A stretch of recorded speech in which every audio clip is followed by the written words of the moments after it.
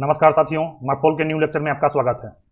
आज हम इस लेक्चर में क्लीन ब्लास्ट के बारे में जानेंगे, सेग्रीगेटेड ब्लास्ट के बारे में जानेंगे, परमेबिलिटी ऑफ ए स्पेस जानेंगे, पीएसएसए के बारे में जानेंगे, पार्टिकुलर सेंसिटिव सी एरिया। और पिछला लेक्चर में मैं NX1 के तहत जो स्पेशल एरिया आता है उसका नाम बताना रह गया था, वो मैं आपको इस लेक्चर में बता दूंगा। तो चलिए एक एक करके शुरू करते हैं। सबसे पहले मैं आपको NX1 के तहत स्पेशल एरिया कौन कौन से हैं उसके बारे में मैं बता देता हूं। यह रिटन एग्जाम में बहुत बार पूछा जाता है और रिटन में आपसे क्वेश्चन पूछा जाता है, list the name of all special area as per NX1। NX1 के तहत जो स्पेशल एरिया है उसका नाम लिखिए। तो आप इसका आंसर लिखिएगा, there is 10 special area as per NX1 of मार्कोल। और वह 10 कौन कौन सा है? अब याद करने में आसानी हो इसके लिए इसे ग्रुप में बांट लीजिए और पहला ग्रुप 4 नाम का बनाइए, जैसे Red Sea, Black Sea, Baltic Sea and Mediterranean Sea. अब देखिए, सबसे पहले कलर का जब नाम आता है तो आदमी स्टार्ट करता है रेड ब्लैक। उसी प्रकार स्पेशल एरिया का नाम याद रखने के लिए भी आप वैसे ही याद रखिए। सबसे पहले रेड ब्लैक, ब्लैक से रिलेटेड बाल्टिक और बाल्टिक के बाद मेडिटेरियन। लेकिन याद रखिएगा, यदि आपको सीरियल वाइज में लिखना हो तो सबसे पहले रेड लिखिएगा और यह रेड जो है वह चौथा क्रम पर होना चाहिए, उसके बाद ब्लैक, उसके बाद बाल्टिक और उसके बाद मेडिटेरियन। और जब नंबरिंग कर रहे हो तो आप उल्टा कीजिएगा, मेडिटेरियन को 1 नंबर, बाल्टिक को 2 नंबर, ब्लैक को 3 नंबर और रेड को 4 नंबर। अब बहुत लोग पूछते हैं सीरियल वाइज लिखना जरूरी है? जैसे जैसे स्पेशल एरिया अडॉप्ट किया गया है वैसे वैसे सीरियल वाइज लिखना आपके लिए जरूरी नहीं है। लेकिन जब सर्वेयर कॉपी चेक करते हैं तो उनको बार बार देखते देखते आदत सा हो गया है कि पहले मेडिटेरियन होना चाहिए, फिर बाल्टिक होना चाहिए, फिर ब्लैक होना चाहिए, फिर रेड होना चाहिए। ऊपर से 3-4 सीरियल वाइज देखते हैं, उसके बाद जो है आप कैसे भी लिख दीजिएगा, ऊपर नीचे सिर्फ नाम 10 के 10 होना चाहिए। और यदि कोई आप ट्रिक बना के पहले से याद कर रखे हैं तब तो कोई बात नहीं है, लेकिन मैं जो नॉर्मली यूज करता था वो मैं आपको बता रहा हूं। सबसे पहले नीचे लिखते थे रेड, उसके बाद ब्लैक, उसके बाद बाल्टिक, उसके बाद मेडिटेरियन। मैं इसका 4 ग्रुप का पहला सेट बनाता था। अब देखिए, उसके बाद 3 ग्रुप बनाइए और ये तीनों ग्रुप कहां होना चाहिए? गल्फ एरिया के आसपास होना चाहिए। जो गल्फ कंट्री है, आप सभी लोग जानते हैं गल्फ कंट्री किसे बोलते हैं, वो तीनों सेट गल्फ कंट्री के आसपास है। तो उस तीनों सेट का नाम कैसे लिखेंगे? पचमा में आप लिख दीजिएगा गल्फ एरियाज, क्योंकि हम आपको बताएं गल्फ एरिया के आसपास, गल्फ कंट्री के आसपास वो सारे जो है स्पेशल एरिया है। तो पचमा हो गया गल्फ एरिया। छठा हो गया गल्फ ऑफ एडेन एरिया, इसमें भी गल्फ का नाम आया हुआ है, गल्फ ऑफ एडेन एरियाज। सतमा आप लिख दीजिएगा Oman area of Arabian Sea. Oman के पास जो अरेबियन सी है उसको भी स्पेशल एरिया में रखा गया है। और हम जानते हैं ये तीनों जो है वो गल्फ कंट्री के आसपास का एरिया है। तो 4 3 7 7 का नाम आप आसानी से समझ गए होंगे। अब जो 3 बच गए वो तीनों को एक एक करके नाम लिखिएगा। आप सभी जानते हैं अंटार्कटिक एरिया काफी इंपॉर्टेंट है, तो अंटार्कटिक एरिया को भी स्पेशल एरिया के अंदर रखा गया है। तो 8वां में क्या नाम आप लिख दीजिएगा? Antarctic area. लेकिन बुक में नॉर्मली देखिएगा तो यह 7वां पर होगा और ओमान एरिया ऑफ अरेबियन सी 8वां पर होगा। लेकिन ऊपर नीचे होने से कोई दिक्कत नहीं है, ऊपर से 4-5 नाम सीरियल वाइज लिख दिए, नीचे आपका ऊपर नीचे रहेगा, कोई बात नहीं है। 9वां में आप नाम लिखिएगा north West European water. Europe के नॉर्थ वेस्ट में जो वाटर है वो भी स्पेशल एरिया में रखा गया है, including North Sea. North West European water including North Sea. मैं इन सभी को वर्ल्ड मैप के डायग्राम पर अभी मैं आपको दिखाऊंगा, पहले आप समझ लीजिए। और सर्वेयर आपसे ओरल में क्वेश्चन पूछ भी देते हैं, what do you mean by Antarctic area? Antarctic area से आप क्या समझते हैं? तो area which is below 60 degree south latitude. 60 degree south latitude के जो नीचे होता है वो सबको अंटार्कटिक एरिया बोलते हैं, इसका आप ध्यान रखिएगा। और लास्ट में जो 10वां होगा वह होगा southern of south African water. South Africa के जो नीचे है अर्थात साउदर्न पार्ट में जो वाटर है उसे भी स्पेशल एरिया के अंतर्गत रखा गया है। तो आप ये 10 का नाम अच्छा से याद रखिएगा। तो चलिए अब हम मैप पर आपको दिखा देते हैं ये सारे स्पेशल एरिया कहां कहां है। आप मैप पर देख सकते हैं, ये है हमारा प्यारा देश भारत। और भारत के बेस्ट में यदि आप जूम कीजिएगा तो यहीं पर बहुत सारे आपको एरिया मिलेगा। 10 स्पेशल एरिया में से 8 स्पेशल एरिया आपको ये जो एरिया अभी मैं मार्क कर रहा हूं इसके अंतर्गत आपको मिल जाएगा। अब देखिए, मैं एक एक करके आपको बता देता हूं। मैं सबसे पहले 4 के ग्रुप में बताया था, red Sea, Black Sea, Baltic सी, मेडिटेरियन सी। अब देखिए, रेड सी यहां पर सऊदी अरबिया और इजिप्ट के बीच में है, तो ये हो गया आपका रेड सी। टर्की के ऊपर देखिएगा आपको मिलेगा ब्लैक सी। पोलैंड के ऊपर आप देखिएगा तो आपको मिलेगा बाल्टिक सी। और पोलैंड से आप जैसे ही नीचे आइएगा और इटली के साउथ में आपको नीचे मिलेगा मेडिटेरियन सी। तो ये आपका है मेडिटेरियन सी। तो ये 4 आपको मिल गया।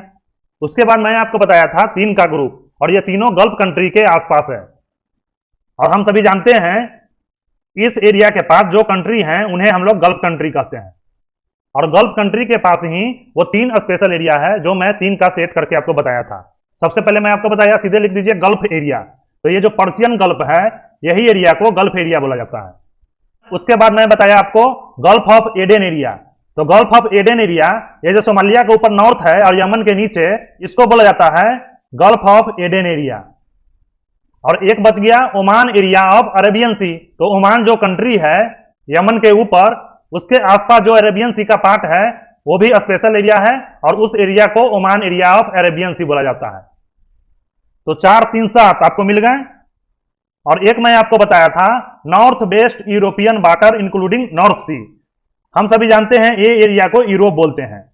और यूरोप के नॉर्थ वेस्ट में, अर्थात यदि हम नॉर्थ साउथ लाइन ड्रा कर दें और ईस्ट वेस्ट लाइन ड्रा कर दें, तो नॉर्थ वेस्ट वाटर ये हो गया। तो North West European water including North Sea. North Sea कहां पर है? आपको नॉर्वे और जर्मनी के जो नॉर्थ वेस्ट पार्ट है इसको बोला जाता है नॉर्थ सी। तो ये सभी स्पेशल एरिया के अंतर्गत हैं। तो 4, 3, 7 और 1, 8 स्पेशल एरिया यहीं पर एक दूसरे से सटे सटे हैं। और 2 जो स्पेशल एरिया है वह है अर्थ के साउदर्न पार्ट में, अर्थात साउदर्न हेमिस्फीयर में। अभी मैं आपको दिखा देता हूं। और आप अफ्रीका कंटिनेंट के एकदम साउदर्न में आइएगा तो आपको मिलेगा साउथ अफ्रीका। आप सभी लोग साउथ अफ्रीका के बारे में जानते होंगे क्योंकि साउथ अफ्रीका और इंडिया में काफी मैच होता है। तो ये जो है यह है साउथ अफ्रीका। और साउथ अफ्रीका के साउथ में जो वाटर है इसको रखा गया है स्पेशल एरिया के अंतर्गत। तो वहां पर लिखा हुआ है southern of south African water. और एक एरिया और बच गया, वो है अंटार्कटिक एरिया। और हम सभी जानते हैं अंटार्कटिक एरिया कौन सा एरिया है? South of 60 degree south latitude. और इसको आप ध्यान रखिएगा क्योंकि बहुत बार सर्वेयर पूछ देते हैं और बहुत लोग मिस्टेक कर देते हैं, वहां पर अंटार्कटिक एरिया ना लिख के अंटार्कटिक सी लिख देते हैं। तो ये वाला जो लाइन है यह 60 डिग्री साउथ लैटिट्यूड का लाइन है। तो 60 डिग्री साउथ के नीचे अर्थात साउदर्न पार्ट में जो भी एरिया है वह सभी स्पेशल एरिया के अंतर्गत आते हैं। तो आप सभी को जानकारी हो गई होगी कि ये मैप पर ये एरिया कहां कहां है। आगे बढ़ने से पहले जो लोग सेकंड में डीएनएस और बीएससी नॉटिकल साइंस की तैयारी कर रहे हैं वो हमारे चैनल को सब्सक्राइब कर सकते हैं। इन कोर्सेज से रिलेटेड आपको काफी अच्छा स्टडी मटेरियल मिल जाएगा। आप समझिए clean blast and segregated blast, इससे ओरल में काफी क्वेश्चन पूछे जाते हैं। आप सभी जानते हैं अब जो भी शिप बनता है वह बनता है डबल हल and double bottom. Double hand double bottom क्या होता है? एक तरह से समझिए एक नाव के बीच में, एक बोट के बीच में एक दूसरा छोटा बोट डाल दिया गया हो, और इस दोनों बोट के बीच में जो एरिया रहता है उसका इस्तेमाल किया जाता है ब्लास्ट वाटर रखने में, और इसके अंदर कार्गो रखा जाता है। ये कार्गो स्पेस को छोटे छोटे टैंक में बांटा रहता है, आप सभी लोग जानते होंगे। हम सभी जानते हैं ये जो डबल हल और डबल बॉटम के कारण जो ये स्पेस है, ये स्पेस में हम लोग वाटर डालते हैं, ब्लास्ट वाटर, और यह जो स्पेस है कार्गो एरिया से अर्थात कार्गो टैंक एरिया है उससे बिल्कुल सेपरेट होता है। ये दोनों में कोई कनेक्शन नहीं होता है। और ब्लास्ट वाटर का जो लाइन है जिससे हम लोग लोडिंग डिस्चार्जिंग ब्लास्ट वाटर करते हैं, और कार्गो स्पेस का जो लाइन होता है जिससे हम लोग लोडिंग और डिस्चार्जिंग करते हैं, ये दोनों का लाइन भी एकदम सेपरेट होता है, एक दूसरे से कोई लेना देना नहीं होता है। और यदि ब्लास्ट वाटर इस डबल हल और डबल बॉटम के अंतर्गत जो टैंक बनता है उसमें डाला जाता है तो इसे बोलते हैं सेग्रीगेटेड ब्लास्ट। सेग्रीगेटेड ब्लास्ट मतलब सेपरेट ब्लास्ट, अर्थात वैसा एरिया जो कार्गो टैंक एरिया से पूरी तरह सेपरेट हो, कोई कनेक्शन ही ना हो, उसे बोला जाता है सेग्रीगेटेड ब्लास्ट। तो अब सवाल उठता है क्लीन ब्लास्ट क्या है और क्लीन ब्लास्ट और सेग्रीगेटेड ब्लास्ट में क्या अंतर है। अब देखिए ये कार्गो जो एरिया है और इस कार्गो एरिया को छोटे छोटे टैंक में डिवाइड किया रहता है। कभी कभी क्या होता है ये जो कार्गो टैंक है जिसमें वाइल्ड रखा रहता है इसमें भी कभी कभी हम लोग को ब्लास्ट वाटर लेना पड़ता है, और उस टैंक में ब्लास्ट वाटर लेने के पहले बहुत सारे प्रोसीजर है उसको फॉलो करना होता है। उस टैंक को अच्छा तरह क्रूड ऑयल वाश करना पड़ता है यदि वह जहाज क्रूड ऑयल कैरियर हो।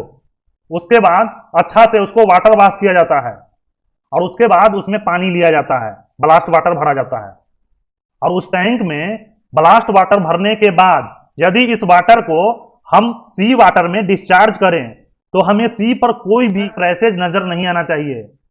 जो एकदम थिन फिल्म होता है वह भी नजर नहीं आना चाहिए। जैसे एकदम हल्का सा वाटर डिस्चार्ज होगा तो आप लोग देखे होंगे कि व्हाइट और ब्लू टाइप का पानी पर एकदम हल्का सा फिल्म, हल्का सा ट्रेसेज नजर आता है और सनलाइट पड़ता है तो वह चमकता है। मैं आप लोगों के लिए इसका एक फोटो भी लगाया हूं। जैसे आप लोग देख सकते हैं हल्का सा व्हाइटिश और ब्लू और ग्रीन टाइप पर आपको नजर आएगा, मतलब ये ऑयल का ट्रेस है। अतः टैंक को इतना अच्छा से क्लीन कर देना होगा, यदि इसमें ब्लास्ट वाटर डाला जाए और इस ब्लास्ट वाटर को यदि सी वाटर में डिस्चार्ज किया जाए और सी बिल्कुल शांत हो, ऐसा नहीं हो कि बहुत रफ हो और हमें पता ही नहीं चले, और बहुत क्लियर डे हो अर्थात विजिबिलिटी अच्छा हो, उस परिस्थिति में यदि हम सी में डिस्चार्ज करते हैं तो हमें किसी भी तरह का वाइल्ड ट्रेसेज नजर नहीं आना चाहिए। तो इस वाटर को हम लोग क्लीन ब्लास्ट बोलते हैं। ब्लास्ट का मतलब समझ लीजिए, जहाज को स्टेबल करने के लिए जो वाटर हम लोग लेते हैं उसी को ब्लास्ट बोलते हैं। और क्लीन ब्लास्ट का एक दूसरा भी डिफिनीशन है जो आपसे सर्वेयर पूछ सकते हैं। वो आपसे पूछ सकते हैं define clean blast in terms of ppm. Ppm के टर्म में क्लीन ब्लास्ट डिफाइन करो, और यह मार्पोल में दिया हुआ है। यदि इस क्लीन ब्लास्ट को यदि आप ओडीएमसीएस से डिस्चार्ज करते हैं, ओडीएमसीएस क्या होता है आप लोग सभी जानते होंगे, wild discharge monitoring and control system. Wily water mixture को यदि सी में डिस्चार्ज करते हैं तो हम लोग ओडीएमसीएस के थ्रू डिस्चार्ज करते हैं। तो क्लीन ब्लास्ट का दूसरा डिफिनीशन है, यदि क्लीन ब्लास्ट को ओडीएमसीएस से डिस्चार्ज किया जा रहा है और ओडीएमसीएस वाइल कंटेंट 15 पीपीएम से कम दिखा रहा है, अर्थात वाइल का कंटेंट इस वाटर में 15 पीपीएम से ज्यादा न हो, तो वैसे वाटर को क्लीन ब्लास्ट कहते हैं। तो जो सर्वेयर बहुत डीपली पूछते हैं, हो सके तो वो इस तरह का डिफिनेशन भी आपसे पूछ देंगे। और पीपीएम का मतलब होता है पार्ट्स पर मिलियन, और इसको हम उदाहरण के तौर पर समझाएं, यदि 1 मिलियन लीटर क्लीन ब्लास्ट है तो उसमें वाइल कंटेंट 15 लीटर से ज्यादा नहीं होना चाहिए। तो पार्ट्स पर मिलियन का मतलब यही होता है। उसी तरह यदि 1 मिलियन मीटर क्यूब में 15 मीटर क्यूब से ज्यादा तेल नहीं होना चाहिए, तब हम उसे क्लीन ब्लास्ट कहेंगे। तो अब हम उम्मीद करते हैं आप क्लीन ब्लास्ट और सेग्रीगेटेड ब्लास्ट काफी अच्छा से समझ गए होंगे, और इसे इंग्लिश में क्या बताइएगा और यदि रिटन एग्जाम में पूछ दे तो क्या लिखिएगा वो मैं अभी आपको बता देता हूं। यदि आपसे सेग्रीगेटेड ब्लास्ट के बारे में पूछे तो आप इसका आंसर दीजिएगा, segregated blast means blast in a tank which is completely separated from cargo oil and fuel oil system and permanently used for carried off blast। और डिफिनीशन में बहुत लोग एक थोड़ा सा मिस्टेक कर देते हैं, लेकिन वह मिस्टेक बहुत बड़ा हो जाता है। बहुत लोग कह देते हैं separated from cargo oil tank and fuel oil tank. वहां पर टैंक नहीं बोलिएगा, वहां पर आपको बोलना है separated from cargo oil and fuel oil system, क्योंकि टैंक के साथ साथ लोडिंग अनलोडिंग के लिए जो पाइपलाइन है वह भी पूरी तरह सेपरेट होना चाहिए, सिर्फ टैंक से नहीं। और सर्वेयर कहीं ध्यान दे दे तो आपको फंसा लेंगे। तो वहां पर डिफिनेशन में दिया हुआ है सिस्टम, टैंक नहीं दिया हुआ है। यदि टैंक अलग अलग हो और पाइपलाइन एक ही हो तो यह सेपरेटेड नहीं हुआ, यह सेग्रीगेटेड ब्लास्ट नहीं कहलाएगा। पाइपलाइन भी पूरी तरह अलग होना चाहिए। और यदि क्लीन ब्लास्ट का डिफिनेशन पूछ दें तो आप उन्हें बताइएगा ballast in a tank which is used as a carry of wild cargo has been so clean that effluent from it, if discharged into calm clean water from a stationary sea on a clear day, would not produce traces of oil on the surface of water, is known as clean blast। MARPOL के book में पढ़िएगा तो काफी लंबा चौड़ा definition लिखा हुआ है, आपको वह रटने की जरूरत नहीं है। सिंपल में आप ये बता दीजिएगा और आप नोट कर लीजिएगा, ये आपका बिल्कुल सही होगा। आपको सिर्फ ध्यान रखना होगा जब आप डिफाइन कर रहे हैं तो 3 टर्म आप जरूर वहां पर मेंशन कीजिएगा। एक है काम क्लीन वाटर, मैं भी बताया काम क्लीन वाटर में वह डिस्चार्ज होना चाहिए। दूसरा जो इंपॉर्टेंट टर्म है फ्रॉम स्टेशनरी शिप, जहाज जो है वह यदि खड़ा हो, यदि चलता रहेगा तो हो सकता है कभी कभी पता ना चले, लेकिन फ्रॉम स्टेशनरी शिप उस परिस्थिति में भी यदि डिस्चार्ज कर दें तब भी वाइल्ड ट्रेसेज नहीं दिखना चाहिए। और तीसरा जो इंपॉर्टेंट टर्म बताया ऑन क्लियर डे, यदि विजिबिलिटी पूरा साफ सुथरा हो, दिन में सब कुछ दिख रहा हो साफ सुथरा, उस परिस्थिति में यदि डिस्चार्ज किया जा रहा है और उसके बाद भी वाइल्ड ट्रेसेज नहीं दिख रहा है तो वह क्लीन ब्लास्ट है। तो ये 3 टर्म वह गौर करते हैं। तो ये तीनों टर्म को आपको जरूर ध्यान रखना होगा। और यदि पीपीएम के टर्म में डिफाइन करने को बोल दें तो आप बोलिएगा If blast water discharge from ODMCS and while content not exceed from 15 ppm, then it is treated as clean blast. यदि वाइल कंटेंट 15 ppm से कम होगा तो उसको क्लीन ब्लास्ट के अंतर्गत रखा जाएगा। तो हम उम्मीद करते हैं इतना आप लोग अच्छा से समझ गए होंगे। मैं नेक्स्ट वीडियो में आपको परमेबिलिटी ऑफ ए स्पेस और पीएसए से बता दूंगा। तब तक के लिए धन्यवाद। यदि मेरा वीडियो लेक्चर पसंद आ रहा है तो चैनल को सब्सक्राइब कीजिए, वीडियो को लाइक कीजिए और दूसरों मित्रों को शेयर कीजिए। Thanks for watching the lecture. यदि मेरा काम पसंद आ रहा है तो चैनल को सब्सक्राइब करें, वीडियो को लाइक करें और दूसरों मित्रों को शेयर करें।